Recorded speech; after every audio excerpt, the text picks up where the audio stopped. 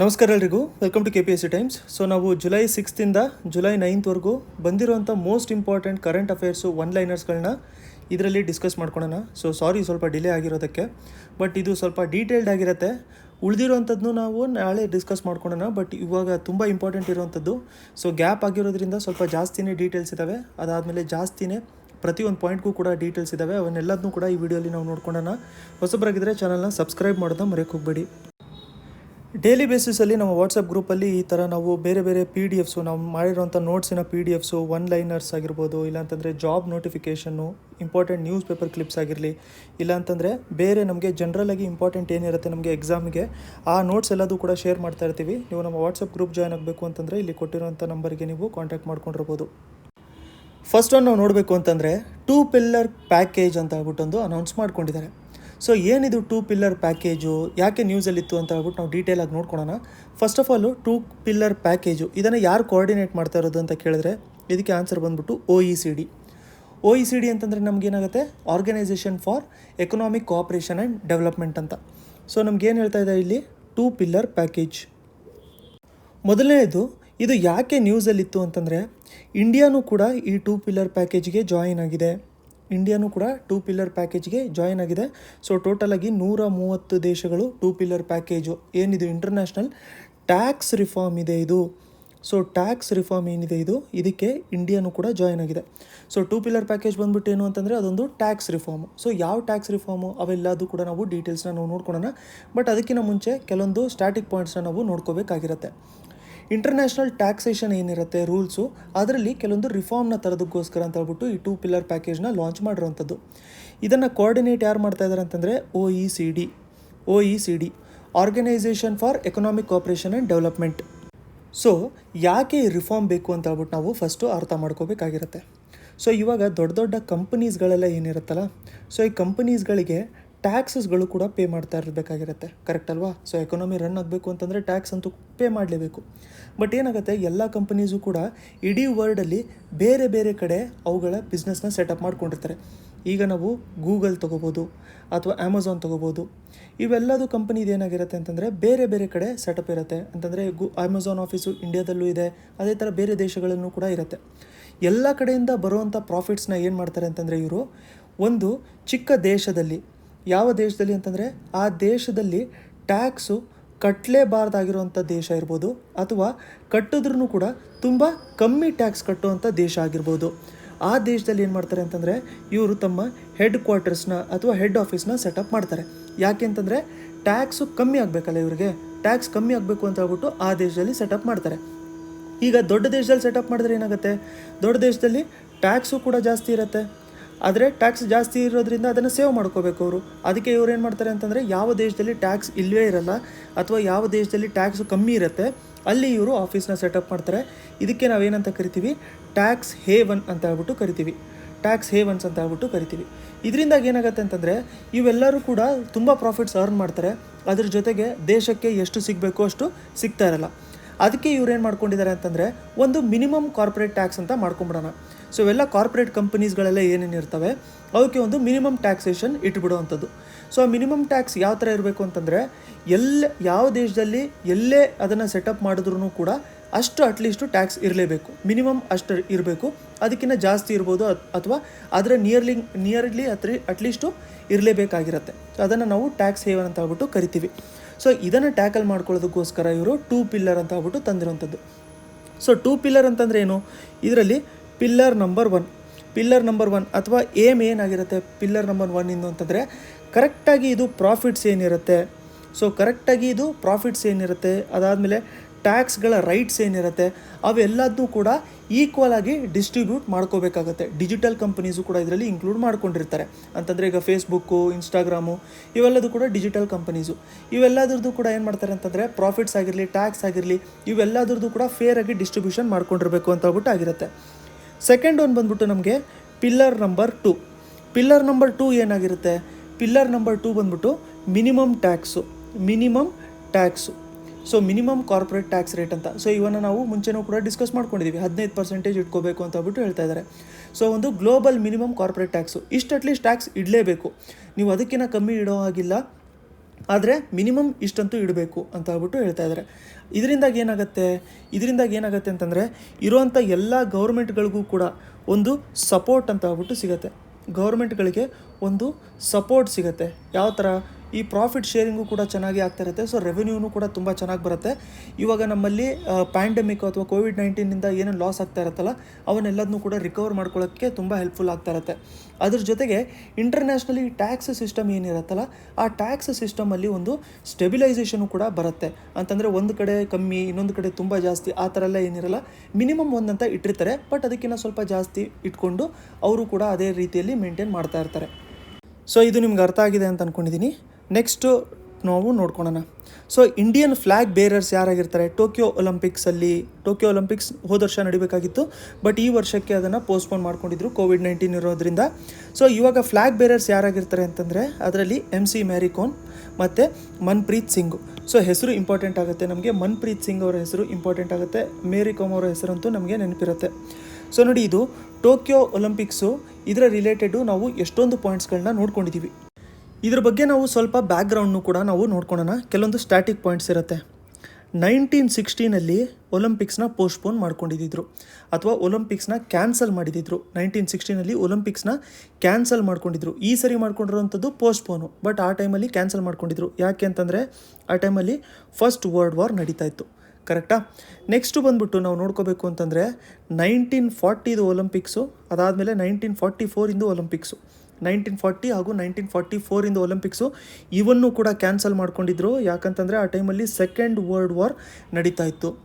ಅದಾದಮೇಲೆ ನಾವು ನೋಡ್ಕೋಬೇಕು ಅಂತಂದರೆ 1980 ಒಲಿಂಪಿಕ್ಸು ಇದು ಎಲ್ಲಿ? ಮಾಸ್ಕೋ ಅಲ್ಲಿ ನಡಿಬೇಕಾಗಿದ್ದು. ಸೊ ಮಾಸ್ಕೋ ಒಲಿಂಪಿಕ್ಸು ಇದನ್ನು ಏನು ಮಾಡಿದರು ಅಂತಂದರೆ ಬಾಯ್ಕಾಟ್ ಮಾಡಿಬಿಟ್ಟಿದ್ರು. ವೆಸ್ಟರ್ನ್ ಕಂಟ್ರೀಸು ಅಂತಂದರೆ US ಅದರ ಲೀಡರ್ ಆಗಿತ್ತು. ಆ ಟೈಮಲ್ಲಿ ಅವರು ಬಾಯ್ಕಾಟ್ ಮಾಡ್ಕೊಂಡ್ಬಿಟ್ಟಿದ್ರು. ನೆಕ್ಸ್ಟ್ ನಾವು ನೋಡಬೇಕು ಅಂತಂದರೆ 1984 ಸೊ ಇದನ್ನು ನೋಡಿ, ಇವರು ಮುಂಚೆ US ಅವರು ಮಾಸ್ಕೋ ಅಲ್ಲಿ ನಡೆದಿರೋವಂಥದ್ದು ಅಥವಾ USSR ಆ ಟೈಮಲ್ಲಿ 1991 ಅಲ್ವಾ ನಮಗೆ ರಷ್ಯಾ ಆಗಿರೋವಂಥದ್ದು, ಅದಕ್ಕಿಂತ ಮುಂಚೆ USSR. ಸೊ ಮಾಸ್ಕೋ ಒಲಿಂಪಿಕ್ಸ್ನ ಇವ್ರು ಕ್ಯಾನ್ಸಲ್ ಮಾಡ್ಕೊಂಡಿದ್ರು. 1984 ಏನಾಯಿತು ಅಂತಂದರೆ ಲಾಸ್ ಏಂಜಲ್ಸ್ ಗೇಮ್ಸು ಇವನ್ನು ಏನು ಮಾಡಿದ್ರು ಅಂತಂದರೆ ಸೋವಿಯತ್ ಯೂನಿಯನ್ನು ಅಥವಾ USSR ಮತ್ತು ಅವರ ಫ್ರೆಂಡ್ಸು ಅದನ್ನು ಅವರು ಬಾಯ್ಕಾಟ್ ಮಾಡ್ಕೊಂಡ್ಬಿಟ್ಟಿದ್ರು. ಸೊ 124 ವರ್ಷದ ಹಿಸ್ಟ್ರಿಯಲ್ಲಿ ಇದು ಫಸ್ಟ್ ಟೈಮು ಒಲಿಂಪಿಕ್ಸು ಪೋಸ್ಟ್ಪೋನ್ ಮಾಡ್ಕೊಂಡಿದ್ದಾರೆ. ಸೊ ಎಲ್ಲಿ ನಡೆಯುವಂಥದ್ದು ಒಲಿಂಪಿಕ್ಸು ಅಂತಂದರೆ ಇದು ಟೋಕಿಯೋ ಅಲ್ಲಿ ನಡೆಯುವಂಥದ್ದು ಅಥವಾ ಜಪಾನಲ್ಲಿ ನಡೀತಾ ಇರುತ್ತೆ. ಸೊ ಇವಾಗ ಜುಲೈ 23 ನಮಗೆ ಒಲಿಂಪಿಕ್ಸು ಸ್ಟಾರ್ಟ್ ಆಗ್ತಾ ಇರುತ್ತೆ. ಅದಾದಮೇಲೆ ಆಗಸ್ಟ್ 24 ಅಥವಾ ಸೆಪ್ಟೆಂಬರ್ 5 ಏನೋ ನಡೆಯುತ್ತೆ ಅಂತ ಹೇಳ್ಬಿಟ್ಟು ಇವರು ಹೇಳ್ತಾ ಇದ್ದಿದ್ರು. ಇವಾಗ ಇವನ್ನೆಲ್ಲದನ್ನು ನಡೆಸೋದು ಯಾರು ಅಂತಂದರೆ ಇದನ್ನೆಲ್ಲದನ್ನು ನಡೆಸೋದು IOC ಆಗಿರುತ್ತೆ. IOC ಅಂತಂದ್ರೆ ಏನು? ಇಂಟರ್ನ್ಯಾಷನಲ್ ಒಲಿಂಪಿಕ್ ಕಮಿಟಿ ಅಂತ. ಸೊ ಈ ಕಮಿಟಿಯಲ್ಲಿ ನಮಗೆ 103 ಜನ ಮೆಂಬರ್ಸ್ ಇರ್ತಾರೆ. ಅದಾದಮೇಲೆ 45 ಜನ ಏನಾಗಿರ್ತಾರೆ ಅಂತಂದರೆ ಆನರರಿ ಮೆಂಬರ್ಸು, ಅದಾದಮೇಲೆ 2 ಆನರ್ ಮೆಂಬರ್ಸ್ ಅಂತ ಹೇಳ್ಬಿಟ್ಟು ಆಗಿರ್ತಾರೆ. ಈ ಇಂಟರ್ನ್ಯಾಷನಲ್ ಒಲಿಂಪಿಕ್ ಕಮಿಟಿ ಏನಿದೆಯಲ್ಲ ಇದರ ಹೆಡ್ ಕ್ವಾರ್ಟರ್ಸ್ ಎಲ್ಲಿದೆ ಅಂತ ಕೇಳಿದ್ರೆ ಇದರ ಹೆಡ್ ಕ್ವಾರ್ಟರ್ಸ್ ನಮಗೆ ಇರುವಂಥದ್ದು ಲಸೋನ್. ಎಲ್ಲಿರುವಂಥದ್ದು ಇದು ಅಂತಂದರೆ ಸ್ವಿಟ್ಜರ್ಲ್ಯಾಂಡಲ್ಲಿ ಇರುವಂಥದ್ದು ಇದರ ಹೆಡ್ ಕ್ವಾರ್ಟರ್ಸು. ನೆಕ್ಸ್ಟ್ ನಾವು ನೋಡ್ಕೊಳ್ಳೋಣ. ರೀಸೆಂಟಾಗಿ ಇಂಗ್ಲೆಂಡಿನ ಫಾಸ್ಟ್ ಬೌಲರ್ ಬಂದ್ಬಿಟ್ಟು ಇವರು ಫಸ್ಟ್ ಕ್ಲಾಸ್ ಕ್ರಿಕೆಟಲ್ಲಿ ನಿಯರ್ಲಿ 1000 ವಿಕೆಟ್ಸ್ ತೊಗೊಂಡಿದ್ದಾರೆ. ಸೊ 1000th ವಿಕೆಟ್ ಅವ್ರು ತೊಗೊಂಡಿರೋರು ಯಾರು, ಅವ್ರ ಹೆಸರೇನು ಅಂತ ಕೇಳಿದ್ರೆ ಆನ್ಸರ್ ನಮಗೆ ಜೇಮ್ಸ್ ಆ್ಯಂಡರ್ಸನ್ ಆಗಿರ್ತಾರೆ. ನೆಕ್ಸ್ಟ್ ಬಂದ್ಬಿಟ್ಟು ಫೆಡ್ರೇಷನ್ನು ರೀಸೆಂಟಾಗಿ ಅದಕ್ಕೆ ಗೌರ್ಮೆಂಟ್ ರೆಕಗ್ನೇಷನ್ನು ಕೂಡ ಸಿಕ್ಕಿದೆ. ಅದರ ಹೆಸರು ಬಂದ್ಬಿಟ್ಟು ನಮಗೆ ವ್ಯಾಕೋ ಇಂಡಿಯಾ ಕಿಕ್ ಬಾಕ್ಸಿಂಗ್ ಫೆಡ್ರೇಷನ್ ಅಂತ. ಯಾವುದು? ವ್ಯಾಕೋ India kickboxing federation. So ಈ ವ್ಯಾಕೋಗೆ ಏನು ರೀಸೆಂಟಾಗಿ ಇವರು ರೆಕಗ್ನಿಷನ್ನ ಕೊಟ್ಟಿದ್ದಾರೆ ಅಂತ ಹೇಳ್ಬಿಟ್ಟು ತುಂಬ ಜಾಸ್ತಿ ನ್ಯೂಸಲ್ಲಿತ್ತು. ಯಾಕೆ ಅಂತಂದರೆ ಇದು ವ್ಯಾಕೋ ಅಂತ ಹೇಳಿ ಬಂದ ತಕ್ಷಣ ಫಸ್ಟ್ ಪಾಯಿಂಟ್ ಏನು ನೆನ್ಪಿಟ್ಕೊಂಡಿರಬೇಕು ಅಂತಂದರೆ ಇದು ಬಂದ್ಬಿಟ್ಟು ಕಿಕ್ ಬಾಕ್ಸಿಂಗಿನ ಒಂದು ಫೆಡ್ರೇಷನ್. ಇದಕ್ಕೆ ಗೌರ್ಮೆಂಟಿಂದ ಒಂದು ರೆಕಗ್ನಿಷನ್ ಸಿಕ್ಕಿದೆ. ಸ್ಪೋರ್ಟ್ಸ್ ಮಿನಿಸ್ಟ್ರಿ ಏನು ಅನೌನ್ಸ್ ಮಾಡ್ಕೊಂಡಿದ್ದಾರೆ ಅಂತಂದರೆ ಇದನ್ನು ನ್ಯಾಷನಲ್ ಸ್ಪೋರ್ಟ್ಸ್ ಫೆಡರೇಷನ್ ಅಥವಾ NSF ಏನಿದೆಯಲ್ಲ ಅದರಲ್ಲೂ ಕೂಡ ಇದನ್ನು ಇನ್ಕ್ಲೂಡ್ ಮಾಡಿಕೊಂಡು ರೆಕಗ್ನೈಸ್ ಮಾಡ್ಕೊಂಡಿದ್ದಾರೆ. ಇದರಿಂದಾಗಿ ಏನಾಗುತ್ತೆ ಅಂತಂದರೆ ಈ ಕಿಕ್ ಬಾಕ್ಸಿಂಗು ಇನ್ನೂ ತುಂಬ ಜಾಸ್ತಿ ಪ್ರಮೋಟ್ ಆಗುತ್ತೆ. ಇಂಡಿಯಾದಲ್ಲಿ ಕಿಕ್ ಬಾಕ್ಸಿಂಗು ಇನ್ನೂ ಸ್ವಲ್ಪ ಜಾಸ್ತಿ ಪ್ರಮೋಟ್ ಆಗುತ್ತೆ. ಅದ್ರ ಜೊತೆ ಇಂಡಿಯಾದಲ್ಲಿ ಈ ಸ್ಪೋರ್ಟು ಇನ್ನೂ ಸ್ವಲ್ಪ ಜಾಸ್ತಿ ಡೆವಲಪ್ಪು ಕೂಡ ಆಗುತ್ತೆ. ಈಗ ನಾವು ವೇಕೋ ಫುಲ್ ಫಾರ್ಮ್ ನೋಡಬೇಕು ಅಂತಂದರೆ ವೇಕೋ ಅಂತಂದರೆ ಏನಾಗುತ್ತೆ ನಮಗೆ world association of kick boxing organisations. ಅದಾದಮೇಲೆ ಇದರಿಂದ ಇನ್ನೂ ಸ್ವಲ್ಪ ಜಾಸ್ತಿ ಡೆವಲಪ್ಮೆಂಟಿಗೆ ನಮಗೆ ಹೆಲ್ಪ್ಫುಲ್ ಆಗುತ್ತೆ. ಸೊ ಅದಕ್ಕೋಸ್ಕರ ಇದು ತುಂಬ ಜಾಸ್ತಿ ನ್ಯೂಸಲ್ಲಿತ್ತು, ಇದನ್ನು ಒಂದ್ಸರಿ ನೋಡ್ಕೊಂಡಿರಿ. ನೆಕ್ಸ್ಟ್ ಒಂದು ನಾವು ನೋಡ್ಕೋಬೇಕು ಅಂತಂದರೆ regional conference on good governance practices. ಇದನ್ನು ಎಲ್ಲಿ ಆರ್ಗನೈಸ್ ಮಾಡ್ಕೊಂಡಿದ್ದರು? ಇದನ್ನು ನೋಡಿ ಶ್ರೀನಗರಲ್ಲಿ ಆರ್ಗನೈಸ್ ಮಾಡ್ಕೊಂಡಿದ್ದರು. ನೆಕ್ಸ್ಟು ಒಂದು ಫೈನ್ ಪೌಡರು ಅಥವಾ ಇದೊಂದು ಬೈ ಪ್ರಾಡಕ್ಟ್ ಆಗಿ ಬಂದಿರುತ್ತೆ. ಥರ್ಮಲ್ ಪವರ್ ಪ್ಲ್ಯಾಂಟ್ಗಳಲ್ಲಿ ನಾವು ಕೋಲ್ನ ಬರ್ನ್ ಮಾಡಿದಾಗ, ಕೋಲ್ನ ಸುಟ್ಟಾಗ ಅದರಲ್ಲಿ ಬೈ ಪ್ರಾಡಕ್ಟ್ ಬರುತ್ತೆ. ಅದಕ್ಕೆ ನಾವೇನಂತ ಕರಿತೀವಿ? ಫ್ಲೈ ಆ್ಯಶ್ ಅಂತ ಹೇಳ್ಬಿಟ್ಟು ಕರಿತೀವಿ. ಸೊ ಫ್ಲೈ ಆ್ಯಶ್ ಈಗ ರೀಸೆಂಟಾಗಿ ಯಾಕೆ ನ್ಯೂಸಲ್ಲಿತ್ತು ಅಂತ ಹೇಳ್ಬಿಟ್ಟು ನಾವು ತಿಳ್ಕೊಂಡಿರಬೇಕು. ಅದಕ್ಕಿಂತ ಮುಂಚೆ ನಾವು ಫ್ಲೈ ಆ್ಯಶ್ ಅಂದರೆ ಏನು ಅಂತ ನೋಡ್ಕೊಂಡಿರಬೇಕು. ಸೊ ಫ್ಲೈ ಆ್ಯಶ್ ಅಂತಂದರೆ ಏನಾಗುತ್ತೆ, ಇವಾಗ ನಾವು ಪವರ್ ಪ್ಲ್ಯಾಂಟ್ಗಳೆಲ್ಲ ನೋಡ್ಕೊಂಡಿದ್ದೀವಲ್ಲ, ಅದರಲ್ಲಿ ಥರ್ಮಲ್ ಪವರ್ ಪ್ಲ್ಯಾಂಟ್, ಕೋಲ್ ಯೂಸ್ ಮಾಡುವಂಥ ಥರ್ಮಲ್ ಪವರ್ ಪ್ಲ್ಯಾಂಟ್, ಕೋಲ್ ಯೂಸ್ ಮಾಡುವಂಥ ನಾವು ಥರ್ಮಲ್ ಪವರ್ ಪ್ಲ್ಯಾಂಟಲ್ಲಿ ವೇಸ್ಟಾಗಿ ಅಥವಾ ಬೈ ಪ್ರಾಡಕ್ಟ್ ಆಗಿ ಬರುವಂಥದ್ದಕ್ಕೆ ನಾವೇನಂತ ಕರಿತೀವಿ? ಫ್ಲೈ ಆ್ಯಶ್ ಅಂತ ಹೇಳ್ಬಿಟ್ಟು ಕರಿತೀವಿ. ಸೊ ನಮ್ಮಲ್ಲಿ ಏನು ಡಿಸೈಡ್ ಮಾಡ್ಕೊಂಡಿದ್ದೀರೋ ಅಂತಂದರೆ, ಇದು ಏನು ಫ್ಲೈ ಆ್ಯಶ್ ಇರುತ್ತಲ್ಲ, ಈ ಫ್ಲೈ ಆ್ಯಶ್ನ 100% ಯೂಟಿಲೈಸೇಷನ್ ಮಾಡ್ಕೊಂಡಿರಬೇಕು. ಯಾಕಂತಂದರೆ ಕಾರ್ಬನ್ ರಿಲೇಟೆಡ್ ಅಲ್ವಾ. ಸೊ ಅದಕ್ಕೋಸ್ಕರ ಇದನ್ನು 100% ನಾವು ಯೂಟಿಲೈಸ್ ಮಾಡ್ಕೊಂಡಿರಬೇಕು. ಬಟ್ ಆಟ್ ಪ್ರೆಸೆಂಟ್ ಸದ್ಯಕ್ಕೆ ನಾವು ಬರೀ 80% ಅಷ್ಟೇ ಈ ಫ್ಲೈ ಆ್ಯಶ್ನ ಯೂಟಿಲೈಸೇಷನ್ ಮಾಡ್ಕೊತಾ ಇದ್ದೀವಿ. ಅದ್ರ ಜೊತೆಗೆ ಇನ್ನೊಂದು ಪಾಯಿಂಟು ತುಂಬ ಸರಿ ಕೇಳ್ತಾ ಇರ್ತಾರೆ, ಇಂಡಿಯಾದಲ್ಲಿ ಅಷ್ಟೊಂದು ಕೋಲು ಸಿಕ್ಕರೂ ಕೂಡ ನಾವು ಯಾಕೆ ಬೇರೆ ಕಡೆಯಿಂದ ಇಂಪೋರ್ಟ್ ಮಾಡ್ಕೊತೀವಿ ಅಂತ. ಇಂಡಿಯಾದಲ್ಲಿ ಸಿಗುವಂಥ ಕೋಲ್ ಏನಿರುತ್ತೆ, ಇಂಡಿಯಾದಲ್ಲಿ ಸಿಗುವಂಥ ಕೋಲ್ ಬಂದ್ಬಿಟ್ಟು ತುಂಬಾ ಲೋ ಗ್ರೇಡ್ ಆಗಿರೋಂಥ ಕೋಲ್ ಇರುತ್ತೆ. ಸೊ ಲೋ ಗ್ರೇಡ್ ಆಗಿರೋಂಥ ಕೋಲ್ ಅಂತಂದ್ರೇನು? ಲೋ ಗ್ರೇಡ್ ಆಗಿರೋಂಥ ಕೋಲು ಅಂತಂದರೆ ಅದನ್ನು ಯೂಟಿಲೈಸ್ ಮಾಡ್ಕೊಂಡ್ಮೇಲೆ ಅದರಲ್ಲಿ ಆ್ಯಶ್ ಕಂಟೆಂಟು, ಇದು ಬೂದಿ ಅಂತ ಹೇಳ್ಬಿಟ್ಟು ಅಂದ್ಕೊಂಡಿರಿ, ಫೈನ್ ಪೌಡರ್ ಅಲ್ವಾ, ಪೌಡರ್ ಅಂತಂದರೆ ಬೂದಿಗೂ ಕೂಡ ಪೌಡರ್ ಅಂತ ಹೇಳ್ತೀವಲ್ಲ. ಸೊ ಅದೇ ಥರ ಇದು ಆ್ಯಶ್ ಕಂಟೆಂಟು ಸುಮಾರು 30-45%ವರೆಗೂ ಉಳ್ಕೊಳ್ಳುತ್ತೆ.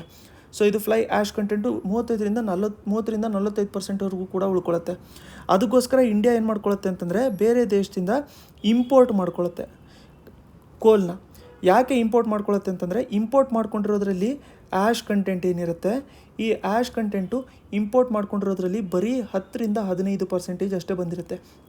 ಸೊ ತುಂಬ ಜಾಸ್ತಿ ನಮಗೆ ಯೂಟಿಲೈಸೇಷನ್ ಆಗ್ತಿರುತ್ತೆ ಅಂತ ಹೇಳ್ಬಿಟ್ಟು ಇಲ್ಲಿ ಇವರು ಇಂಪೋರ್ಟ್ ಮಾಡ್ಕೊತಾ ಇರ್ತೀವಿ ನಾವು. ಸೊ ಈ ಫ್ಲೈ ಆ್ಯಶ್ನ ಎಲ್ಲೆಲ್ಲಿ ಅಥವಾ ಯಾವ್ಯಾವ ಫೀಲ್ಡ್ಸಲ್ಲಿ ನಾವು ಯೂಸ್ ಮಾಡ್ಕೊತೀವಿ ಅಂತಂದರೆ, ವೆರೈಟಿ ಆಫ್ ಫೀಲ್ಡ್ಸಲ್ಲಿ ಯೂಸ್ ಮಾಡ್ಕೊತೀವಿ. ಎಕ್ಸಾಂಪಲ್ ಅದರಲ್ಲಿ ಅಗ್ರಿಕಲ್ಚರು, ಅದಾದಮೇಲೆ ಮ್ಯಾನುಫ್ಯಾಕ್ಚರಿಂಗ್ ಯೂನಿಟು, ಅದಾದಮೇಲೆ ನಾವು ಕನ್ಸ್ಟ್ರಕ್ಷನಲ್ಲಿ, ಈ ಎಲ್ಲದರಲ್ಲೂ ಕೂಡ ನಾವು ಯೂಸ್ ಮಾಡ್ಕೊತಾ ಇರ್ತೀವಿ. ಅದ್ರ ಜೊತೆಗೆ ಫಸ್ಟ್ ಸ್ಟೇಟು ಯಾವುದು ಫ್ಲೈ ಆ್ಯಶ್ ಯೂಟಿಲೈಸೇಷನ್ ಪಾಲಿಸಿ ಕಂಪ್ಲೀಟಾಗಿ ಫ್ಲೈ ಆ್ಯಶ್ ಯೂಟಿಲೈಸೇಷನ್ ಮಾಡ್ಕೋಬೇಕು ಅಂತ ಹೇಳ್ಬಿಟ್ಟು ಹೇಳಿರೋಂಥದ್ದು ಅಂತಂದರೆ, ಫಸ್ಟ್ ಸ್ಟೇಟ್ ಬಂದ್ಬಿಟ್ಟು ನಮಗೆ ಮಹಾರಾಷ್ಟ್ರ. 2016 ಇವರು ಹೇಳಿದ್ರು ನಾವು ಕಂಪ್ಲೀಟಾಗಿ ಫ್ಲೈ ಆ್ಯಶ್ನ ಯೂಟಿಲೈಸೇಷನ್ ಮಾಡ್ಕೊತೀವಿ ಅಂತ ಹೇಳ್ಬಿಟ್ಟು. ನೆಕ್ಸ್ಟ್ ಒಂದು ನಾವು ನೋಡ್ಕೊಳ್ಳೋಣ. ಸೊ ಗೌರ್ಮೆಂಟ್ ಇನಿಷಿಯೇಟಿವ್ ಯಾವುದಿದೆ ಇದು ಫ್ಲೈ ಆ್ಯಶ್ನ ಟ್ರ್ಯಾಕ್ ಮಾಡ್ಕೊಳ್ಳೋದಕ್ಕೆ, ಮ್ಯಾನೇಜ್ಮೆಂಟ್ ಅದಕ್ಕೆ ಅಂತಂದರೆ ಅದಕ್ಕೆ ಒಂದು ಅಪ್ಲಿಕೇಶನ್ ಇದೆ, ಆ್ಯಶ್ ಟ್ರ್ಯಾಕ್ ಅಂತ. ಸೊ ಆ್ಯಶ್ ಟ್ರ್ಯಾಕ್ ಬಂದ್ಬಿಟ್ಟು ನಮಗೆ ಫ್ಲೈ ಆ್ಯಶ್ ಯೂಟಿಲೈಸೇಷನ್ ಬಗ್ಗೆನೇ ಹೇಳ್ತಾ ಇರುತ್ತೆ. ನೆಕ್ಸ್ಟು ನಮಗೆ ಇಂಡಸ್ ವಾಟರ್ ಟ್ರೀಟಿ, ಇಂಡಿಯಾ ಮತ್ತು ಪಾಕಿಸ್ತಾನ ಮಧ್ಯದಲ್ಲಿ ಸೈನ್ ಆಗಿರುವಂಥದ್ದು ಇಂಡಸ್ ವಾಟರ್ ಟ್ರೀಟಿ. ಸೊ ಈ ಇಂಡಸ್ ವಾಟರ್ ಟ್ರೀಟಿ ಬಂದ್ಬಿಟ್ಟು ಯಾವಾಗ ಸೈನ್ ಆಗಿತ್ತು ಅಂತ ಕೇಳಿದ್ರೆ 1960 ಇದನ್ನು ಸೈನ್ ಮಾಡ್ಕೊಂಡಿದ್ರು. ಇದು ಯಾಕೆ ರೀಸೆಂಟಾಗಿ ನ್ಯೂಸಲ್ಲಿತ್ತು ಅಂತಂದರೆ, ಇಂಡಿಯಾ ರೀಸೆಂಟಾಗಿ ಸ್ವಲ್ಪ ನೀರನ್ನ ನಾವು ಡೈವರ್ಟ್ ಮಾಡ್ಕೊತೀವಿ, ನಮಗೆ ಇಲ್ಲಿ ಅಗ್ರಿಕಲ್ಚರ್ಗೆ ಯೂಟಿಲೈಸ್ ಮಾಡ್ಕೋಬೇಕು ಅಂತ ಹೇಳ್ಬಿಟ್ಟು ನಾವು ಸ್ವಲ್ಪ ನೀರನ್ನ ಡೈವರ್ಟ್ ಮಾಡ್ಕೊತೀವಿ ಅಂತ ಹೇಳ್ಬಿಟ್ಟು ಹೇಳಿದೆ. ಸೊ ಅದಕ್ಕೋಸ್ಕರ ಇದು ನ್ಯೂಸಲ್ಲಿತ್ತು. ನಾವೇನು ಮಾಡ್ತೀನಿ ಅಂತಂದರೆ ಇದ್ರ ಮೇಲೆ ಸಪ್ರೇಟಾಗಿ ವಿಡಿಯೋ ಮಾಡಿರ್ತೀನಿ, ಇಂಡಸ್ ವಾಟರ್ ಟ್ರೀಟಿ. ಅದರಲ್ಲಿ ಕಂಪ್ಲೀಟಾಗಿ ನಾವು ಟೈಮ್ ಲೈನ್ನ ಡಿಸ್ಕಸ್ ಮಾಡ್ಕೊಳ್ಳೋಣ.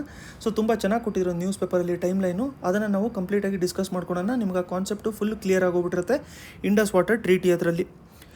ನೆಕ್ಸ್ಟ್ ಒಂದು ನಾವು ನೋಡ್ಕೋಬೇಕು ಅಂತಂದರೆ, ಇಲ್ಲೊಂದು ಇಂಡಿಯನ್ ನೇವಲ್ ಶಿಪ್ ಇತ್ತು.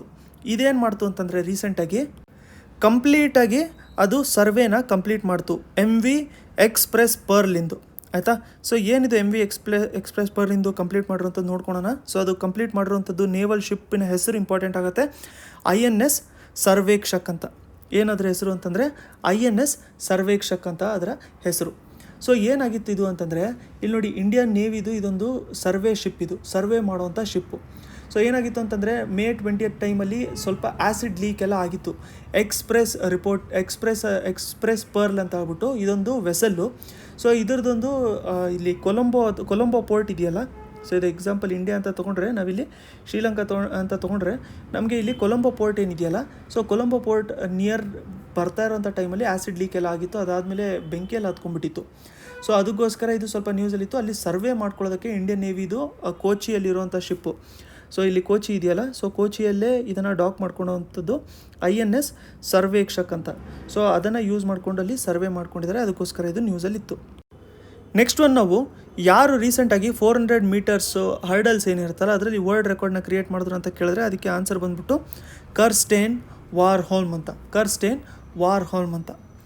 ನೆಕ್ಸ್ಟು ಇವಾಗ ಟ್ವಿಟರು ತುಂಬ ಜಾಸ್ತಿ ನ್ಯೂಸಲ್ಲಿತ್ತು. ಸೊ ಟ್ವಿಟರು ಗ್ರೀವೆನ್ಸ್ ಆಫೀಸರ್ಸ್ ಎಲ್ಲ ಅಪಾಯಿಂಟ್ ಮಾಡ್ತಾ ಇಲ್ಲ ಅಂತ ಹೇಳ್ಬಿಟ್ಟು, ಸೊ ಅದಕ್ಕೋಸ್ಕರ ಈಗ ರೀಸೆಂಟಾಗಿ ಗ್ರೀವೆನ್ಸ್ ಆಫೀಸರ್ನು ಕೂಡ ಅವ್ರು ಅಪಾಯಿಂಟ್ ಮಾಡಿದ್ದಾರೆ.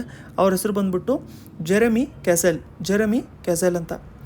ನೆಕ್ಸ್ಟ್ ಒಂದು ಬಂದ್ಬಿಟ್ಟು ITU global cyber security index 2020. ಇದರಲ್ಲಿ ಇಂಡಿಯಾದು ರ್ಯಾಂಕಿಂಗ್ ಏನಿದೆ ಅಂತ ಹೇಳ್ಬಿಟ್ಟು ಕೇಳಿದ್ರೆ ಇಂಡಿಯಾ ಟಾಪ್ 10 10th ಪೊಸಿಷನಲ್ಲಿ ಇಂಡಿಯಾ ಇದೆ. US ಬಂದ್ಬಿಟ್ಟು ಇದರಲ್ಲಿ ಟಾಪ್ ಮಾಡಿದೆ ಅಂತ ಹೇಳ್ಬಿಟ್ಟು ಹೇಳ್ತಾಯಿದ್ರು. ಇದರ ನೆಕ್ಸ್ಟ್ ನಾವು ನೋಡ್ಕೋಬೇಕು ಅಂತಂದರೆ ಇವಾಗ ಸದ್ಯಕ್ಕೆ ಇಂಡಿಯಾದು ಫಾರೆಕ್ಸ್ ರಿಸರ್ವ್ ಎಷ್ಟಿದೆ ಅಂತ ಹೇಳ್ಬಿಟ್ಟು ಏನಾದರೂ ಕೇಳಿದ್ರೆ ಅದಕ್ಕೆ ಆನ್ಸರ್ ಏನಾಗಿರುತ್ತೆ ನಮಗೆ, ಇಂಡಿಯಾದು ಸದ್ಯಕ್ಕೆ ಫಾರೆಕ್ಸ್ ರಿಸರ್ವ್ ಬಂದ್ಬಿಟ್ಟು ನಿಯರ್ಲಿ 600 ಬಿಲಿಯನ್ ಇದೆ ಅಂತ ಹೇಳ್ಬಿಟ್ಟು ಹೇಳಿ. 598.16 ಹೇಳಬೇಕು ಅಂತ ಇಲ್ಲ, 600 ಬಿಲಿಯನ್ ಇದೆ ಅಂತ ಹೇಳ್ಬಿಟ್ಟು ಹೇಳಿ. ಇದರ ನೆಕ್ಸ್ಟು ಕ್ವೆಶನು ಕೂಡ ನೋಡಿಕೊಂಡು ಅದಾದಮೇಲೆ ಇದ್ರ ಬಗ್ಗೆ ಡೀಟೇಲ್ಸ್ನ ನಾವು ನೋಡ್ಕೊಳ್ಳೋಣ. ಯಾವ ಕರೆನ್ಸಿ ಹೈಯೆಸ್ಟ್ ವ್ಯಾಲ್ಯೂ ಇರುತ್ತೆ, ಹೈಯೆಸ್ಟ್ ವೇಟೇಜ್ ಇರುತ್ತೆ SDR ಅಥವಾ ಸ್ಪೆಷಲ್ ಡ್ರಾಯಿಂಗ್ ರೈಟ್ಸ್ ಅಂಡರಲ್ಲಿ? US ಡಾಲರ್ಗೆ ಹೈಯೆಸ್ಟು ವ್ಯಾಲ್ಯೂ ಇರುತ್ತೆ. ಸೊ ಇವಾಗ ಇದರ ಬಗ್ಗೆ ಸ್ವಲ್ಪ ನಾವು ನೋಡ್ಕೊಳ್ಳೋಣ. ಫಸ್ಟ್ ಒಂದು ಬಂದು ಏನಾಗಿರುತ್ತೆ ಅಂತಂದರೆ forex reserves. So forex reserves ಅಂತಂದರೆ ಏನು? ಸೊ ಫಾರೆಕ್ಸ್ ರಿಸರ್ವ್ಸ್ ಅಂತಂದರೆ ಸೆಂಟ್ರಲ್ ಬ್ಯಾಂಕ್ ಇರುತ್ತೆ, ಎಲ್ಲ ದೇಶದಲ್ಲೂ ಕೂಡ ಸೆಂಟ್ರಲ್ ಬ್ಯಾಂಕ್ ಇರುತ್ತೆ. ಈಗ ಎಕ್ಸಾಂಪಲು ಇಂಡಿಯಾದಲ್ಲಿ ರಿಸರ್ವ್ ಬ್ಯಾಂಕ್ ಆಫ್ ಇಂಡಿಯಾ ಇರುತ್ತೆ, ಅದೇ ಥರ ಪ್ರತಿಯೊಂದು ದೇಶದಲ್ಲೂ ಕೂಡ ಸೆಂಟ್ರಲ್ ಬ್ಯಾಂಕ್ ಇರುತ್ತೆ. ಆ ದೇಶದ್ದು ಸೆಂಟ್ರಲ್ ಬ್ಯಾಂಕ್ ಇರುತ್ತೆ. ಆ ದೇಶದ ಸೆಂಟ್ರಲ್ ಬ್ಯಾಂಕಲ್ಲಿ ಏನಾಗುತ್ತೆ ಅಂತಂದರೆ ಫಾರಿನ್ ಕರೆನ್ಸಿಗಳನ್ನ ರಿಸರ್ವ್ ಆಗಿ ಇಟ್ಟಿರ್ತಾರೆ, ಅದನ್ನು ಫಾರೆಕ್ಸ್ ರಿಸರ್ವ್ಸ್ ಅಂತ ಹೇಳ್ಬಿಟ್ಟು ಕರಿತೀವಿ. ಸೆಂಟ್ರಲ್ ಬ್ಯಾಂಕಲ್ಲಿ ಫಾರಿನ್ ಕರೆನ್ಸಿಗಳನ್ನ ರಿಸರ್ವ್ ಆಗಿ ಇಟ್ಟಿರ್ತಾರೆ, ಅದನ್ನು ನಾವೇನಂತ ಕರಿತೀವಿ, ಫಾರೆಕ್ಸ್ ರಿಸರ್ವ್ಸ್ ಅಂತ ಹೇಳ್ಬಿಟ್ಟು ಕರಿತೀವಿ. ಸೊ ಇವಾಗ ರಿಸರ್ವ್ ಬ್ಯಾಂಕ್ ಆಫ್ ಇಂಡಿಯಾದು ಫಾರೆಕ್ಸ್ ರಿಸರ್ವ್ಸಲ್ಲಿ ಏನೇನು ಬರುತ್ತೆ ಅಂತ ಹೇಳ್ಬಿಟ್ಟು ನಾವು ನೋಡ್ಕೋಬೇಕು ಅಂತಂದರೆ ಫಸ್ಟ್ ಒಂದು ಬಂದ್ಬಿಟ್ಟು ಬರುವಂಥದ್ದು ನಮಗೆ ಫಾರಿನ್ ಕರೆನ್ಸಿ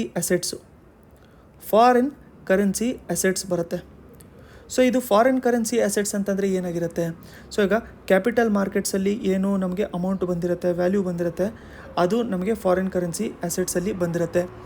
ಅದಾದಮೇಲೆ ನಾವು ನೋಡಬೇಕು ಅಂತಂದರೆ FDI ಬರುತ್ತಲ್ಲ, ಅದು ಫಾರಿನ್ ಕರೆನ್ಸಿ ನಮಗೆ ಮಾರ್ಕೆಟ್ಸಲ್ಲಿ ಬರುತ್ತೆ. ಅದಾದಮೇಲೆ ಎಕ್ಸ್ಟರ್ನಲ್ ಕಮರ್ಷಿಯಲ್ ಬಾರೋಯಿಂಗ್ಸ್ ಅಂತ ಬರುತ್ತೆ, ನಾವು ಬೇರೆ ದೇಶದಿಂದ ತೊಗೊಂಡಿರೋವಂಥದ್ದು, ಅದು ನಮಗೆ ಫಾರಿನ್ ಕರೆನ್ಸಿ ಅಸೆಟ್ಸ್ ಅಂತ ಬಂದಿರುತ್ತೆ. ಸೊ FDI ಇನ್ಫ್ಲೋ ಆಗಿರೋವಂಥದ್ದು ಫಾರೆಕ್ಸ್ ರಿಸರ್ವ್ಸಲ್ಲಿ ಬರುತ್ತಾ ಅಂತ ಕೇಳಿದ್ರೆ ಹೌದು, ಅದು ಕೂಡ ಇನ್ಕ್ಲೂಡ್ ಆಗಿರುತ್ತೆ. ಇದಾದಮೇಲೆ ನೆಕ್ಸ್ಟ್ ಒನ್ ಯಾವುದಾಗುತ್ತೆ ಅಂತಂದರೆ ನೆಕ್ಸ್ಟ್ ಒನ್ ನಮಗೆ ಗೋಲ್ಡು ಕೂಡ ನಮಗೆ ಫಾರೆಕ್ಸ್ ರಿಸರ್ವ್ಸಲ್ಲಿ ಕೌಂಟ್ ಆಗಿರುತ್ತೆ, ಅದನ್ನು ಅವರು ಮೇಂಟೈನ್ ಮಾಡ್ತಾ ಇರ್ತಾರೆ. ಅದಾದಮೇಲೆ ಬರುವಂಥದ್ದು ನಮಗೆ SDR ಅಂತಂದರೆ ಏನು? ಸ್ಪೆಷಲ್ ಡ್ರಾಯಿಂಗ್ ರೈಟ್ಸ್ ಅಂತ. ಸೊ SDR ಯಾರ್ದು ಅಂತಂದರೆ ಇಂಟರ್ನ್ಯಾಷನಲ್ ಮಾನಿಟರಿ ಫಂಡಿಂದು SDR ಸ್ಪೆಷಲ್ ಡ್ರಾಯಿಂಗ್ ರೈಟ್ಸು. ಅದಾದಮೇಲೆ ರಿಸರ್ವ್ ಪೊಸಿಷನ್ನು, ನಮ್ಮ ಬ್ಯಾಂಕಿಂದು ರಿಸರ್ವ್ ಪೊಸಿಷನ್ನು ಯಾವುದರಲ್ಲಿ? IMFಲ್ಲಿ ರಿಸರ್ವ್ ಪೊಸಿಷನ್ನು. ಇವೆಲ್ಲದು ಸೇರಿದ್ರೆ ನಾವೇನಂತ ಕರಿತೀವಿ? ಫಾರೆಕ್ಸ್ ರಿಸರ್ವ್ಸ್ ಅಂತ ಹೇಳ್ಬಿಟ್ಟು ಕರಿತೀವಿ. ಸೊ ಫಾರೆಕ್ಸ್ ರಿಸರ್ವ್ಸಲ್ಲಿ ಏನೇನು ಬರುತ್ತೆ ನಿಮಗೆ ಎಲ್ಲ ಗೊತ್ತಾಗಿದೆ ಅಂತ ಹೇಳ್ಬಿಟ್ಟು ಅಂದ್ಕೊಂಡಿದ್ದೀವಿ. ಇವಾಗ ನೆಕ್ಸ್ಟು ನಾವು SDR ಬಗ್ಗೆ ನೋಡ್ಕೊಂಡಿರಬೇಕು. SDR ಅಂತಂದರೆ ಏನು ನಮಗೆ? ಇದು ಸ್ಪೆಷಲ್ ಡ್ರಾಯಿಂಗ್ ರೈಟ್ಸ್, ಸ್ಪೆಷಲಾಗಿ ಡ್ರಾ ಮಾಡ್ಕೊಳ್ಳೋವಂಥದ್ದೊಂದು ರೈಟ್ಸ್, ಅದಕ್ಕೆ ನಾವು SDR ಅಂತ ಹೇಳ್ಬಿಟ್ಟು ಕರಿತೀವಿ. SDR ಅಂತಂದರೆ ಇದೊಂಥರ ಆರ್ಟಿಫಿಷಿಯಲ್ ಕರೆನ್ಸಿ, ಇದು ಇಂಟರ್ನ್ಯಾಷನಲ್ ಮಾನಿಟರಿ ಫಂಡ್ಸ್ ಹತ್ರ ಇಟ್ಕೊಂಡಿರೋವಂಥದ್ದು. ಇದರಲ್ಲಿ ಟೋಟಲಾಗಿ 5 ಕರೆನ್ಸೀಸ್ಗಳಿರುತ್ತೆ. 5 ಕರೆನ್ಸೀಸ್ಗಳನ್ನ ಸೇರಿಸಿದ್ರೆ ಇವರು SDR ಅಂತ ಹೇಳ್ಬಿಟ್ಟು ಹೇಳ್ತಾ ಇರ್ತಾರೆ. ಇದರಲ್ಲಿ ಹೈಯೆಸ್ಟ್ ವೇಟೇಜ್ ಇರೋವಂಥದ್ದು US ಡಾಲರ್ಸಿಗೆ, ಜಾಸ್ತಿ ವೇಟೇಜ್ ಇರೋವಂಥದ್ದು. ಅದಾದಮೇಲೆ US ಡಾಲರ್ಸು, ನೆಕ್ಸ್ಟು ಯೂರೋ ಬರುತ್ತೆ, ನೆಕ್ಸ್ಟ್ ಒಂದು ಬಂದ್ಬಿಟ್ಟು ನಮಗೆ ಯುವಾನ್ ಬರುತ್ತೆ, ನೆಕ್ಸ್ಟ್ ಒಂದು ಬಂದ್ಬಿಟ್ಟು ನಮಗೆ ಯೇನ್ ಬರುತ್ತೆ, ಫಿಫ್ತ್ ಒಂದು ಬಂದ್ಬಿಟ್ಟು ನಮಗೆ ಪೌಂಡ್ ಸ್ಟರ್ಲಿಂಗ್ ಬರುತ್ತೆ. ಸೊ ಪೌಂಡ್ ಸ್ಟರ್ಲಿಂಗಿಗೆ ಲೋವೆಸ್ಟ್ ವೇಟೇಜ್ ಇರೋವಂಥದ್ದು, ಹೈಯೆಸ್ಟ್ ವೇಟೇಜ್ ಇರೋವಂಥದ್ದು US ಇಂದು ಡಾಲರ್ಸಿಗೆ. ಸೊ ಇದು ಸ್ಪೆಷಲ್ ಡ್ರಾಯಿಂಗ್ ರೈಟ್ಸು ಕೂಡ ನಿಮಗೆ ಅರ್ಥ ಆಗಿದೆ ಅಂತ ಹೇಳ್ಬಿಟ್ಟು ಅಂದ್ಕೊಂಡಿದ್ದೀನಿ. ನೆಕ್ಸ್ಟ್ ನೋಡ್ಕೋಣ. ಈಗ ನೆಕ್ಸ್ಟು ನಮಗೆ ಈ ಬೋಲ್ಡ್ ಪ್ರಾಜೆಕ್ಟ್ ಅಂತ ರೀಸೆಂಟಾಗಿ ಲಾಂಚ್ ಮಾಡಿದ್ದಿದ್ರು. ಯಾವುದಕ್ಕೆ ರಿಲೇಟ್ ಆಗಿದೆ ಬೋಲ್ಡ್ ಪ್ರಾಜೆಕ್ಟು ಅಂತ ಕೇಳಿದ್ರೆ ನಮಗದು ಬಂಬೂಗೆ ರಿಲೇಟ್ ಆಗಿರುವಂಥದ್ದು. ಸೊ ಇದು ಬ್ಯಾಂಬೂ ಅಥವಾ ಬಂಬೂಗೆ ರಿಲೇಟ್ ಆಗಿದೆ. ಇವಾಗ ಬೋಲ್ಡ್ ಪ್ರಾಜೆಕ್ಟ್ ಬಗ್ಗೆ ನಾವು ನೋಡ್ಕೊಳ್ಳೋಣ. ಬೋಲ್ಡ್ ಅಂತ ಹೇಳಿ ಬಂದ ತಕ್ಷಣ ಬೋಲ್ಡ್ ಅಂತಂದರೆ ನಮಗೇನಾಗಿರುತ್ತೆ? ಬೋಲ್ಡ್ ಅನ್ನೋ ಫುಲ್ ಫಾರ್ಮೇ ನಮಗೇನಾಗುತ್ತೆ ಅಂತಂದರೆ ಅದು bamboo oasis on lands in drought. So meaning ಏನು ಅಂತಂದರೆ ಎಲ್ಲೆಲ್ಲಿ ಯಾವ್ಯಾವ region, semi arid region, arid region ಅಥವಾ ಗ್ರೀನ್ ಪ್ಯಾಚ್ಗಳು ಇಲ್ಲದೆ ಇರೋವಂಥ ರೀಜನ್ ಏನಿರುತ್ತಲ್ಲ ಆ ರೀಜನ್ಗಳಲ್ಲಿ ಬಂಬುವನ್ನು ಬೆಳೆಸ್ಬಿಡುವಂಥದ್ದು. ಸೊ ಬಂಬು ಬೆಳೆಸೋದು ಯಾಕೆ ಅಂತಂದರೆ, ಫಸ್ಟ್ ಆಫ್ ಆಲು ಬಂಬು ಬಂದ್ಬಿಟ್ಟು ಇದು ಬೇಗ ಬೆಳೆಯುತ್ತೆ, ಬ್ಯಾಂಬು ತುಂಬ ಬೇಗ ಬೆಳೆಯುತ್ತೆ, ಅದ್ರ ಜೊತೆಗೆ ಗ್ರೀನ್ ಕವರಾಗೂ ಕೂಡ ಇರುತ್ತಲ್ಲ. ಸೊ ಅದಕ್ಕೋಸ್ಕರ ಇದನ್ನು bamboo oasis on land in drought ಅಂತ ಹೇಳ್ಬಿಟ್ಟು ಮಾಡ್ಕೊಂಡಿರೋಂಥದ್ದು. ಇದನ್ನು ಲಾಂಚ್ ಮಾಡಿರೋದು ಯಾರು ಅಂತಂದರೆ KVIC ಇದನ್ನು ಲಾಂಚ್ ಮಾಡಿದೆ. KVIC ಅಂತಂದರೆ ನಮಗೇನು, khadi and village industries commission ಇದನ್ನು ಲಾಂಚ್ ಮಾಡಿರೋಂಥದ್ದು. ಎಲ್ಲಿ ಲಾಂಚ್ ಮಾಡಿದೆ ಅಂತಂದರೆ ಇದನ್ನು ರಾಜಸ್ಥಾನಲ್ಲಿ ಲಾಂಚ್ ಮಾಡಿದೆ. ಎಲ್ಲಿ ಲಾಂಚ್ ಮಾಡಿದೆ ಅಂತ ಕೇಳಿದ್ರೆ ಇದನ್ನು ಲಾಂಚ್ ಮಾಡಿರೋಂಥದ್ದು ರಾಜಸ್ಥಾನಲ್ಲಿ. ಏನಿರುತ್ತೆ ಅಂತಂದರೆ ಬಂಬು ಬೇಸ್ಡು ಗ್ರೀನ್ ಪ್ಯಾಚ್ಗಳನ್ನ ಕ್ರಿಯೇಟ್ ಮಾಡೋವಂಥದ್ದು ಏರಿಡ್ ಮತ್ತು ಸೆಮಿ ಏರಿಡ್ ಲ್ಯಾಂಡ್ ಝೋನ್ಸಲ್ಲಿ. ಇದರಿಂದಾಗಿ ಏನಾಗುತ್ತೆ, ಲ್ಯಾಂಡ್ ಡಿಗ್ರೇಡೇಷನ್ ಆಯಿತಾ, ಲ್ಯಾಂಡು ಡಿಗ್ರೇಡೇಷನ್ನು, ಅದಾದಮೇಲೆ ಡೆಸರ್ಟಿಫಿಕೇಷನ್ ಏನಾಗ್ತಾ ಇರುತ್ತಲ್ಲ ಅದನ್ನು ಇದು ಪ್ರಿವೆಂಟ್ ಮಾಡುತ್ತೆ, ಇವೆಲ್ಲದನ್ನು ಪ್ರಿವೆಂಟ್ ಮಾಡುತ್ತೆ. ಅದಕ್ಕೆ ಇವರು ಬಂಬು ರಿಲೇಟೆಡ್ಡು OSS ಅಂತ ಹೇಳ್ಬಿಟ್ಟು ಒಂದು ಪ್ರಾಜೆಕ್ಟ್ನ ಮಾಡಿದ್ದಾರೆ. ಅದರ ಹೆಸರು ಬಂದ್ಬಿಟ್ಟು ಏನಾಗುತ್ತೆ ಅಂತಂದರೆ ಬೋಲ್ಡ್ ಪ್ರಾಜೆಕ್ಟ್ ಅಂತ. ನೆಕ್ಸ್ಟು ನಾವು ನೋಡ್ಕೊಳ್ಳೋಣ, ಒಂದು ಆ್ಯಂಟಿ ಮೆಥನೋಜಾನಿಕ್ ಫೀಡ್ ಇದೆ. ಇದು ಏನು ಮಾಡ್ತಾರೆ ಅಂತಂದರೆ ICAR ಡೆವಲಪ್ ಮಾಡಿದ್ದಾರೆ. ಇದನ್ನು ಇವರು ಇದಕ್ಕೆ ಶೀಪಿಗೆ, ಕ್ಯಾಟಲ್ಸಿಗೆ ಇವೆಲ್ಲದಕ್ಕೂ ಕೂಡ ಇವರು ಫೀಡ್ ಮಾಡ್ತಾರೆ. ಸೊ ಇದರ ಹೆಸರು ಏನಿರುತ್ತೆ ಅಂತಂದರೆ ಇದರ ಹೆಸರು ಬಂದ್ಬಿಟ್ಟು ನಮಗೆ ಇರೋವಂಥದ್ದು ಹರಿತ್ ಧಾರ ಅಂತ. ಸೊ ಇನ್ನೊಂದು ಪಾಯಿಂಟ್ ಬಿಟ್ಬಿಟ್ಟಿದ್ವಿ, ಇಲ್ಲಿ ಬಂಬು ಜಾಸ್ತಿ ಇರುವಂಥದ್ದು ಚೈನಾದಲ್ಲಿ, ಅದಾದಮೇಲೆ ಸೆಕೆಂಡ್ ಪೊಸಿಷನಲ್ಲಿ ನಮಗೆ ಇಂಡಿಯಾ ಇದೆ, ಹರಿತ್ ಧಾರ ಅಂತ. ಸೊ ಇದು ಹರಿತ್ ಧಾರ ಬಗ್ಗೆ ಸ್ವಲ್ಪ ತಿಳ್ಕೊಳ್ಳೋಣ ಇವಾಗ.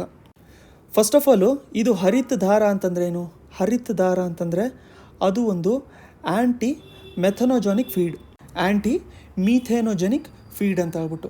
ಇದನ್ನು ನೆಕ್ಸ್ಟ್ ಪಾಯಿಂಟು ಡೆವಲಪ್ ಮಾಡಿರೋರು ಯಾರು, ICAR, Indian council of agriculture research. So ಇದನ್ನು ನೋಡಿ ಬೊವೈನ್ಸಿಗೆ ಮತ್ತು ಶೀಪ್ಸ್ಗಳಿಗೆ ಇವರು ಇದನ್ನು ಫೀಡ್ ಮಾಡ್ತಾರೆ. ಬೊವೈನ್ಸ್ ಅಂತಂದರೆ ನಮಗೆ ಕೆಟಲ್ಸ್ಗಳು, ಇವಕ್ಕೆ ಇದನ್ನು ಫೀಡ್ ಮಾಡ್ತಾರೆ. ಪರ್ಪಸ್ ಏನಿದೆ ಅಂತಂದರೆ ಮೀಥೇನ್ ಎಮಿಷನ್ನ ಇದು ಕಮ್ಮಿ ಮಾಡುತ್ತೆ ಅಂತ. ಸೊ ನಿಮಗಿವಾಗ ಯಾವ ಥರ ಕುರಿ, ಅದಾದಮೇಲೆ ಕೆಟಲ್ಸ್ಗಳು ಇವೆಲ್ಲದು ಯಾವ ಥರ ಮೀಥೇನ್ನ ಎಮಿಟ್ ಮಾಡುತ್ತೆ ಅಂತ ಹೇಳ್ಬಿಟ್ಟು ನಿಮಗೆ ಇದು ಕನ್ಫ್ಯೂಷನಲ್ಲಿ ಇರ್ಬೋದು. ಅದನ್ನು ನಾವು ಈಗ ಡಿಸ್ಕಸ್ ಮಾಡ್ಕೊಳ್ಳೋಣ. ಮೀಥೇನ್ ಎಮಿಷನ್ನ 17-20% ಅಷ್ಟು ಇದು ಕಮ್ಮಿ ಮಾಡುತ್ತೆ ಅಂತ ಹೇಳ್ಬಿಟ್ಟು ಹೇಳ್ತಾ ಇದ್ದಾರೆ. ಅದ್ರ ಜೊತೆಗೆ ಈ ಬೊವೈನ್ಸಲ್ಲಿ ಮತ್ತು ಶೀಪಲ್ಲಿ ಮಿಲ್ಕ್ ಪ್ರೊಡಕ್ಷನ್ನ ಜಾಸ್ತಿ ಮಾಡುತ್ತೆ ಅಂತ. ಸೊ ಮಿಲ್ಕ್ ಪ್ರೊಡಕ್ಷನ್ನ ಇದು ತುಂಬ ಜಾಸ್ತಿ ಮಾಡುತ್ತೆ ಅಂತ ಹೇಳ್ಬಿಟ್ಟು ಹೇಳ್ತಾ ಇದ್ದಾರೆ. ಸೊ ಇವಾಗ ನಾವು ಫಸ್ಟ್ ಆಫ್ ಆಲು ಮೀಥೇನ್ ಎಮಿಷನ್ನ ಯಾವ ಥರ ಕಮ್ಮಿ ಮಾಡುತ್ತೆ ಅಂತ ಹೇಳ್ಬಿಟ್ಟು ನಾವು ತಿಳ್ಕೊಬೇಕು ಅಂತಂದರೆ ರೂಮೆನ್ ಅನ್ನೋದು ನಮಗೆ ಗೊತ್ತಿರಬೇಕಾಗಿರುತ್ತೆ. ರೂಮೆನ್ ಅಂದರೆ ಏನು ಅಂತ ಹೇಳ್ಬಿಟ್ಟು, ರೂಮೆನ್ ಅಂತಂದರೆ ಇದು ಕೂಡ ಒಂದು ಹೊಟ್ಟೆ, ಸ್ಟಮಕ್ ಇದು. ಈಗ ಒಂದು ಹಸುವಲ್ಲಿ ನಾವು ನೋಡ್ಕೋಬೇಕು ಅಂತಂದರೆ ಈ ಡೈಗ್ರಾಮ್ನ ನಾವು ನೋಡಿಕೊಂಡ್ರೆ ಸ್ವಲ್ಪ ನಮಗೆ ಅರ್ಥ ಆಗ್ತಿರತ್ತೆ. ಸೊ ಈ ಡೈಗ್ರಾಮಲ್ಲಿ ನಾವು ನೋಡ್ಕೊತಾ ಇರ್ಬೋದು. ಸೊ ಸ್ಟಾರ್ಟಿಂಗ್ ಪಾರ್ಟು ನಮಗೆ ಇಲ್ಲಿ ಮೌತ್ ಇದೆ, ಮೌತಿಂದ ನಮಗೆ ಫುಡ್ ಒಳಗಡೆ ಹೋಗುವಂಥದ್ದು ಯಾವುದು, ಈಸೋಫೇಗಸಲ್ಲಿ ಒಳಗಡೆ ಹೋಗ್ತಾ ಇರುತ್ತೆ. ಅದಾದಮೇಲೆ ಇಲ್ಲಿ ನಮಗಿರುವಂಥದ್ದು ರೆಕ್ಟಿಲಿಯಮ್, ಅದಾದಮೇಲೆ ನಮಗೆ ಒಮ್ಯಾಸಮ್ ಅಂತ ಹೇಳ್ಬಿಟ್ಟು. ಅದಾದಮೇಲೆ ಈ ಕಂಪ್ಲೀಟ್ ರೀಜನ್ ಏನಿದೆಯಲ್ಲ, ಈ ರೀಜನ್ನ ನಾವು ರೂಮೆನ್ ಅಂತ ಹೇಳ್ಬಿಟ್ಟು ಕರಿತೀವಿ. ರೂಮೆನ್ ಅಂತಂದರೆ ಇದು ಕೂಡ ಒಂದು ಹೊಟ್ಟೆ. ಸೊ ಇವಾಗ ಯಾವಾಗಲೂ ಕೂಡ ಇವಾಗ ಹಸುಗಳೆಲ್ಲ ಊಟ ಮಾಡ್ತಿರೋಂಥ ಟೈಮಲ್ಲಿ ಸ್ವಲ್ಪ ಸ್ಟೋರೇಜ್ ಮಾಡ್ಕೊತಾ ಇರ್ತವೆ. ಸೊ ಸ್ಟೋರೇಜ್ ಮಾಡಿಕೊಂಡು ಈಗ ಪ್ಲ್ಯಾಂಟ್ಸ್ ಆಗಿರ್ಬೋದು, ಇವನ್ನೆಲ್ಲ ಪ್ಲ್ಯಾಂಟ್ ಮೆಟೀರಿಯಲ್ ಎಲ್ಲ ತಿಂದಾಗ ಏನಾಗುತ್ತೆ ಅಂತಂದರೆ ಫರ್ಮೆಂಟೇಷನ್ ಪ್ರಾಸೆಸ್ ಏನಿರುತ್ತಲ್ಲ, ಸೊ ಈ ಫರ್ಮೆಂಟೇಷನ್ ಪ್ರಾಸೆಸ್ ಎಲ್ಲದೂ ಕೂಡ ಈ ರೂಮೆನ್ ರೀಜನಲ್ಲೇ, ಈ ರೂಮೆನ್ ಹೊಟ್ಟೆಯಲ್ಲೇ ಆಗುವಂಥದ್ದು. ಸೊ ಫರ್ಮೆಂಟೇಷನ್ ಎಲ್ಲ ಆದಾಗ ಏನಾಗುತ್ತೆ ಅಂತಂದರೆ ಇಲ್ಲಿ ಫರ್ಮೆಂಟೇಷನ್ ಅಂತಂದರೆ ಮೈಕ್ರೋ ಆರ್ಗ್ಯಾನಿಸಮ್ಸ್ಗಳೆಲ್ಲ ಇರ್ತವೆ, ತುಂಬ ಚಿಕ್ಕದಾಗಿರುವಂಥದ್ದು ಆರ್ಗ್ಯಾನಿಸಮ್ಸ್ಗಳೆಲ್ಲ ಇಲ್ಲಿ ಇರ್ತವೆ. ಸೊ ಈ ಆರ್ಗ್ಯಾನಿಸಮ್ಸ್ ಏನು ಮಾಡ್ತವೆ ಅಂತಂದರೆ ಅಲ್ಲಿ ತಿನ್ನೋವಂಥ ಫುಡ್ಡನ್ನ, ಆ ಮೆಟೀರಿಯಲ್ನ ಬ್ರೇಕ್ ಡೌನ್ ಮಾಡ್ತವೆ. ಅವನ್ನೇ ನಾವು ಫರ್ಮೆಂಟೇಷನ್ ಅಂತ ಹೇಳ್ಬಿಟ್ಟು ಕರೆಯುವಂಥದ್ದು. ಸೊ ಫರ್ಮೆಂಟೇಷನಿಂದ ಏನಾಗುತ್ತೆ, ಫರ್ಮೆಂಟೇಷನಿಂದ ಕಾರ್ಬನ್ ಡೈಆಕ್ಸೈಡು ಪ್ರೊಡ್ಯೂಸ್ ಆಗುತ್ತೆ, ಅದ್ರ ಜೊತೆಗೆ ಹೈಡ್ರೋಜನ್ನು ಕೂಡ ಪ್ರೊಡ್ಯೂಸ್ ಆಗುತ್ತೆ. ಕಾರ್ಬನ್ ಡೈಆಕ್ಸೈಡು ಮತ್ತು ಹೈಡ್ರೋಜನು ಎರಡೂ ಕೂಡ ಇದರಲ್ಲಿ ಪ್ರೊಡ್ಯೂಸ್ ಆಗುತ್ತೆ. ಅದ್ರ ಜೊತೆಗೆ ಮೀಥೇನು ಕೂಡ ಪ್ರೊಡ್ಯೂಸ್ ಆಗುತ್ತೆ. ಸೊ ಮೀಥೇನ್ ಪ್ರೊಡ್ಯೂಸ್ ಆಗುವಂಥದ್ದು ಏನಾಗುತ್ತೆ ಅಂತಂದರೆ ಇದು ಬಂದ್ಬಿಟ್ಟು ಬರ್ಪ್ ತೊಗೊಳುತ್ತೆ. ಸೊ ಈ ಥರ ಬರ್ಪ್ ತೊಗೊಳುತ್ತೆ. ಬರ್ಪ್ ಅಂತಂದರೆ ಒಂಥರ ತೇಗು. ಸೊ ತೇಗು ತೊಗೊಳುತ್ತಲ್ಲ, ಸೊ ಅವಾಗ ಏನಾಗುತ್ತೆ ಅಂತಂದರೆ ಮೀಥೇನು ಎನ್ವೈರ್ಮೆಂಟಿಗೆ ಬರುತ್ತೆ. ಸೊ ಮೀಥೇನು ಎನ್ವೈರ್ಮೆಂಟಿಗೆ ಬರೋದ್ರಿಂದ ಅದೇನಾಗುತ್ತೆ ಅಂತಂದರೆ ಅದು ಕೂಡ ಮೀಥೇನ್ ಎಮಿಷನಲ್ಲಿ ಕೌಂಟ್ ಆಗುತ್ತೆ ಅಂತ ಹೇಳ್ಬಿಟ್ಟು ಮೀಥೇನು ಒಂಥರ ಬರ್ಪಿಂದ ಬಂದಿರೋದ್ರಿಂದ ಅದನ್ನು ಕೂಡ ಈ ಥರ ಅವರು ಮೀಥೇನ್ ಎಮಿಷನ್ ಅಂತ ಹೇಳ್ಬಿಟ್ಟು ಇವರು ಕೌಂಟ್ ಮಾಡ್ಕೊತಾ ಇರ್ತಾರೆ. ಸೊ ಇದನ್ನು ಕಮ್ಮಿ ಮಾಡ್ಕೊಳ್ಳೋದಕ್ಕೋಸ್ಕರ ಇವ್ರು ಏನು ಮಾಡಿದ್ದಾರೆ ಅಂತಂದರೆ ಹರಿತ ದಾರ ಅಂತ ಹೇಳ್ಬಿಟ್ಟು ಸ್ಟಾರ್ಟ್ ಮಾಡ್ಕೊಂಡಿದ್ದಾರೆ. ಸೊ ಹರಿತ ದಾರ ಸಪ್ಲಿಮೆಂಟು ಇವರು ಕೊಡ್ತಾ ಇದ್ದರೆ ಈ ಮೀಥೇನ್ ಏನು ಎಮಿಟ್ ಆಗ್ತಾರತ್ತಲ್ಲ ಈ ಮೀಥೇನ್ ಎಮಿಷನ್ನು ನಿಯರ್ಲಿ 20% ಕೂಡ ನಮಗೆ ಕಮ್ಮಿ ಆಗುತ್ತೆ ಅಂತ ಹೇಳ್ಬಿಟ್ಟು ಹೇಳ್ತಾ ಇದ್ದಾರೆ. ಸೊ ಇದು ತುಂಬ ಇಂಪಾರ್ಟೆಂಟ್ ಆಗಿರುತ್ತೆ ನಮಗೆ ಹರಿತ ದಾರ. ಸೊ ಸ್ವಾಮಿ ವಿವೇಕಾನಂದ ಅವ್ರ ಬಗ್ಗೆ ನಾವು ನೋಡ್ಕೋಬೇಕು ಅಂತಂದರೆ ಅವರು ತೀರ್ಕೊಂಡಿರುವಂಥದ್ದು 4th July 1902. ಸೊ ಹಾವಡ ಅಲ್ಲಿ ಅವರು ತೀರ್ಕೊಂಡಿದ್ರು. ಸೊ ಅದಕ್ಕೋಸ್ಕರ ಅವ್ರು ರಿಲೇಟೆಡು ಕೆಲವೊಂದು ಪಾಯಿಂಟ್ಸ್ನ ನಾವು ನೋಡ್ಕೊಂಡಿರೋಣ. ಫಸ್ಟು ನಾವು ನೋಡ್ಕೋಬೇಕು ಅಂತಂದರೆ 4 ಕ್ಲಾಸಿಕ್ಸ್ ಯಾವುದು ಸ್ವಾಮಿ ವಿವೇಕಾನಂದ ಅವರು ಬರೆದಿರುವಂಥದ್ದು ಅಂತಂದರೆ ಇವೆಲ್ಲ ಇಂಪಾರ್ಟೆಂಟು. ಜ್ಞಾನ ಯೋಗ, ಭಕ್ತಿ ಯೋಗ, ಕರ್ಮಯೋಗ ಮತ್ತು ರಾಜಯೋಗ. ಇವನ್ನ ಆಪ್ಷನಲ್ಲಿ ಕೊಟ್ಟಿರೋಂಥದ್ರಲ್ಲಿ ಯಾವುದು ತಪ್ಪು ಅಂತ ಹೇಳ್ಬಿಟ್ಟು ಕೇಳಿದಾಗ ನಮಗೆ ಆನ್ಸರ್ ಮಾಡ್ಕೊಳ್ಳೋದಕ್ಕೆ ಈಸಿ ಆಗ್ತಿರುತ್ತೆ. ಸೊ ಇದು ಇಂಪಾರ್ಟೆಂಟ್ ಆಗಿರುತ್ತೆ. ನೆಕ್ಸ್ಟು ಪ್ರೀವಿಯಸ್ ಪಾರ್ಟಲ್ಲಿ ನಾವು ಟೈಗರ್ ರಿಸರ್ವ್ಸ್ ಬಗ್ಗೆ ನೋಡ್ಕೊಂಡಿದ್ವಿ. ಸೊ ಬಿಹಾರಲ್ಲಿ ಇರುವಂಥ ಒಂದೇ ಒಂದು ಟೈಗರ್ ರಿಸರ್ವ್ ಅದರ ಹೆಸರು ಏನು ಅಂತ ಹೇಳ್ಬಿಟ್ಟು ನಾವು ನೋಡ್ಕೊಂಡಿದ್ವಿ. ನೆನಪಿದ್ರೆ ಕಮೆಂಟ್ ಸೆಕ್ಷನಲ್ಲಿ ಆನ್ಸರ್ನ ಕಮೆಂಟ್ ಮಾಡ್ಕೊಂಡಿರಿ. ನೋಟ್ಸು PDF ಗಳಿಗೋಸ್ಕರ ನೀವು ಈ ನಂಬರ್ಗೆ ಕಾಂಟ್ಯಾಕ್ಟ್ ಮಾಡ್ಕೊಂಡಿರ್ಬೋದು. ನೆಕ್ಸ್ಟ್ ವೀಡಿಯೋಲಿ ಮತ್ತೆ ಸಿಗೋಣ.